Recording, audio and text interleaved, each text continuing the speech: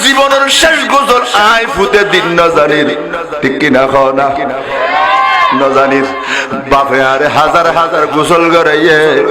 বাপজার গুতে গোসল লত করাই নজানির মসজিদুর মুয়াজ্জিন লাগের মসজিদুর মৌলই লাগের ঠিক কিনা কও না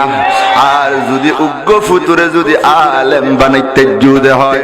ডাক্তার বানো দরকার আছে ম্যাজিস্ট্রেট বানো দরকার আছে ও উকিল বানো দরকার আছে বিজনেসম্যান দরকার আছে উগ্র ফুতুরে উগ্র নাতিরে আলেম যদি বানো তুমি যেদিন মারা যাইবা মতর গোসল লই কিয়ামতর মাঠত উড়িবে দে শেষ গোসলিবা তোমার ফুতে তোমার নাতি হইব দে মৌলই নলাইব মুয়াজ্জিন নলাইব আর বাপরে আর দাদারে আই তৈয়বিয়া আমদিয়া মাদ্রাসা মধ্যে মুন্যতরে কেনে গোসল দে আর জুরলে শিখেই আর বাপর গোসল আই দিয়ম আর দাদার গোসল আই দিয়ম আর দাদার কাফন আই ফরাইম আর বাপর কাফন আই ফরাইম আর বাপর জানাজা আই ফরাইম আর বাপরে কবর মধ্যে বিসমিল্লাহ বিসাবিলিল্লাহ ওয়া আলা মিল্লাতি রাসূলিল্লাহ হই আর বাপরে আই দিয়ম ব্যাগুন গেলি গো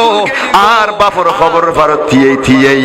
আয় লাকেনো মৌতাকুম নবী হদ বাপরে খবর দিয়ে আবার সোয়াব শিখে দিও ও মান রব্বুকা মা দিনুকা মা কুনতা তাকুলু ফি হাক্কি হাযার রাজুল ইন উদি বই লাকেনো মৌতাকুম মইয়তরে শিখে দিও বড় করে খন সুবহানাল্লাহ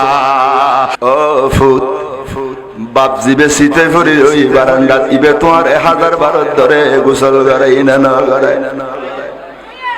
আজ এতে বুড়া ছিল আর বাপে আরে জামত করি গোসল করাই